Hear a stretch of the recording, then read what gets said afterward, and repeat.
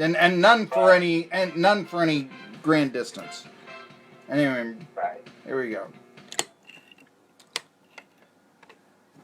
Who's the best reporter in the Southern Conference? You know what? There are a lot of great beat reporters, but for covering the whole league, I think it's this guy, SoCon John Hooper. You can read his preview of the East Tennessee State football team, along with eventually every football team in the SoCon, on Medium.com. He's SoCon John Hooper. Also, you can read him on HeroSports.com as well as MidMajorMadness.com, the latter of which is when he covers basketball, and you'll see him at the Southern Conference Tournament, and you'll see him at Media Days, and yes, you might not have seen him at the scrimmage on Saturday. You saw me, but he does have his views on East Tennessee State football. Okay, you had your media ballot. ETSU, we talked about this last week. I had them second in the conference. I think they're going to have a great defense.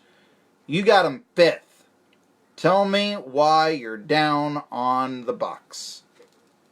I'm down on them. I think, I think their defense is probably going to be one of the best in the nation. It's just a question. In FCS. FCS. Yeah, you're not putting them up against Alabama or the New England Patriots or somebody like that. Yeah, okay, no, let's go on. Sure. But I think the question for me is, they have three starters on the offensive line back. They've got two of the best running backs tandem in the league, and Sailors and Clay Holmes. Mm-hmm. So that's not a question mark, but. The question for me is, where are the big plays going to come in the passing game? I think I looked, and they have, of their returning receivers, none of them have caught a touchdown last year. Tight end, I think, is a big key as well. Losing Evan to graduation. So my question for ETSU heading into the season is, do they become...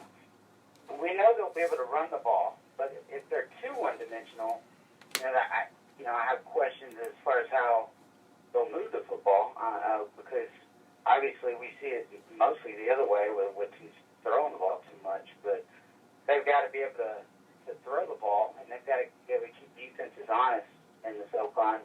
So, I think that comes down to quarterback, but not only that, I think it comes down to receiver. Who's going to be your big play guy? I think three of their longest plays in the passing game came against Furman last year. I think Spagnoletti had one, and I forgot who had the other one, but 250-plus yard reception. So I think that's a big key. I almost think that's a bigger key than quarterback, is finding that big play receiver that can stretch a defense. Well, see, I'm not sure that they have that. Nobody really stood out, and in fact, there were a lot of dropped balls. I mean, a lot of dropped balls in this scrimmage, and what I came away from it actually was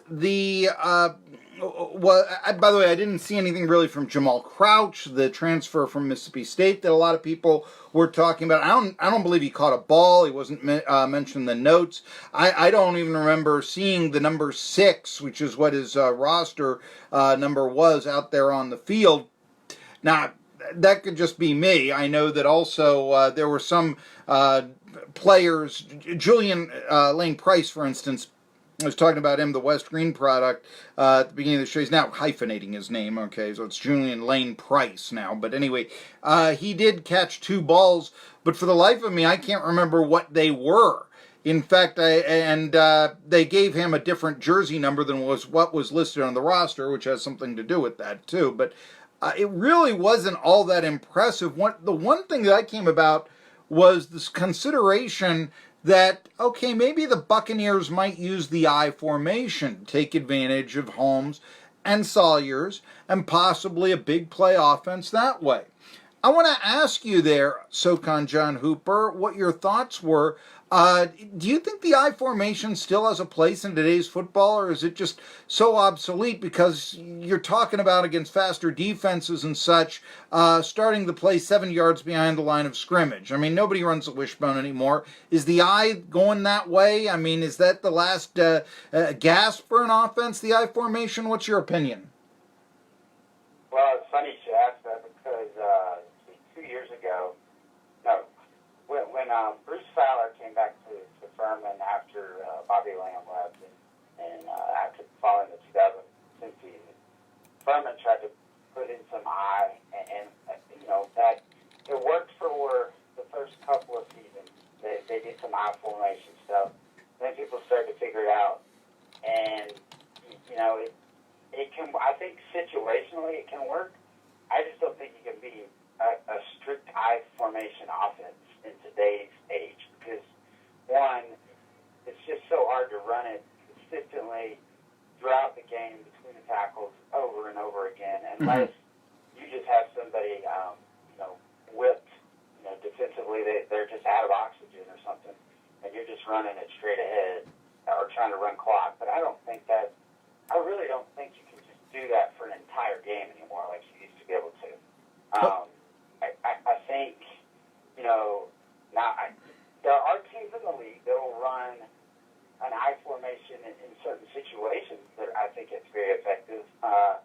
And I think out of an I formation, teams like Furman that have used the tight end in the past, that can be an option in that offense, that particular formation downfield.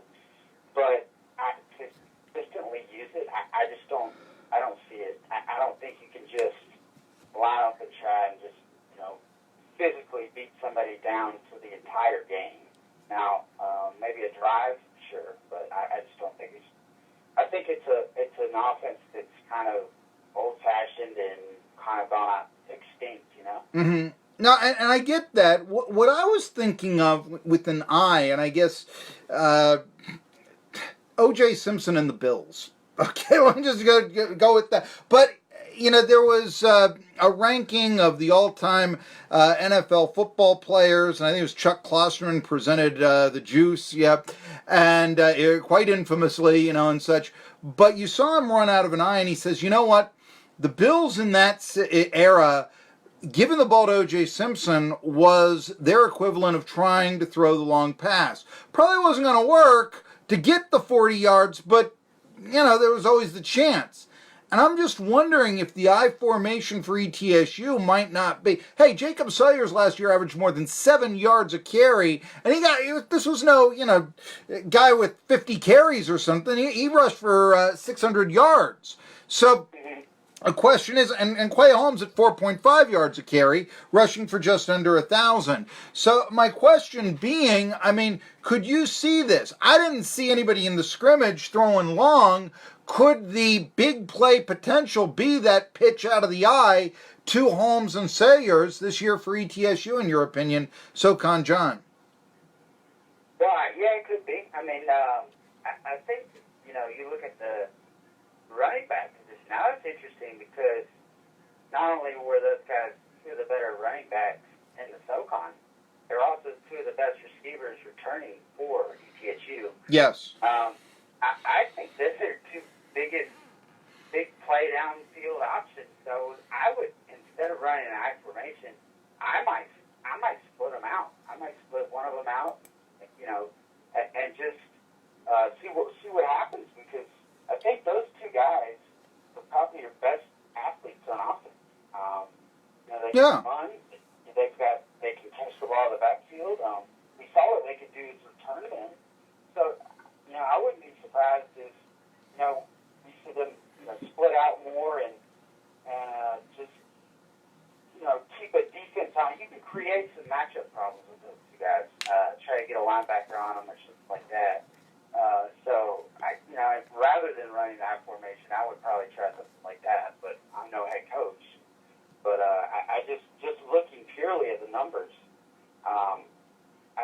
that would be an option I think that will probably be explored. We're talking to SoCon John Hooper, a little bit about ETSU football. They just had their first scrimmage. Great defense, offense. Let me tell you about that great defense again here. That was sort of the situation. And yeah, we were mentioning if the I formation might be their big play. And I mentioned O.J. Simpson, that he ran that. That should tell you kind of how archaic the I formation may be thought of in today's football and all this. But, it might wind up being the big play offense and such. Let me ask you this.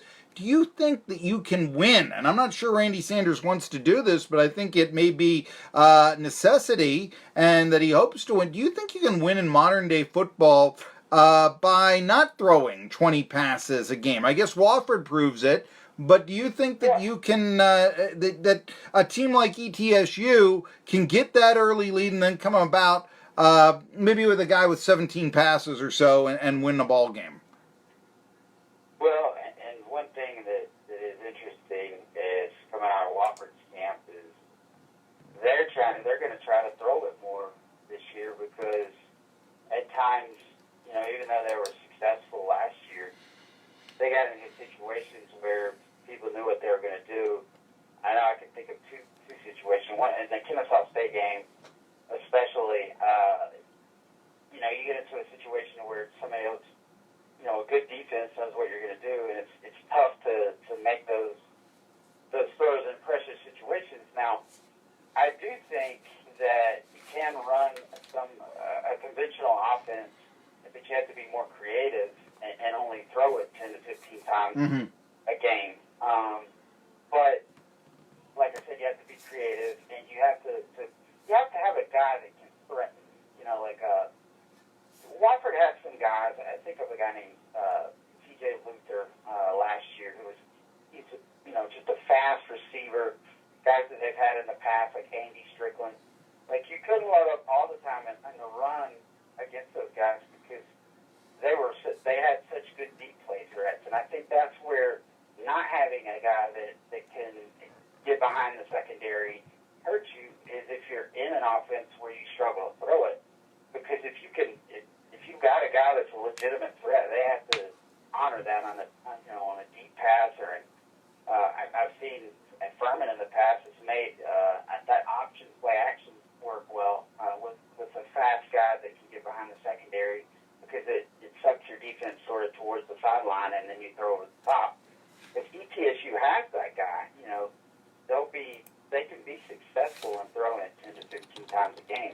But if you have all possession receivers, it's going to be tough. That's the thing. Can Spagnetti be a big play guy? Can Couch? What is the situation there? That's what we have to wonder about. And I didn't really see anybody who looked like a great big burner. I mean, maybe we talked about the pitch in the I formation. The fullback takes out one of the linebackers, and there he goes down the sideline because he's just so darn fast and working for a big 40-yard gain from the running back. Maybe that's not necessarily, with the speed of the defenses now in football as practical, but getting that running back out ahead on a screen pass. Now, maybe that's something right there, especially on a broken play. Or that's what you talk about with scrambles and all this. SoCon John Hooper, I got to take a break.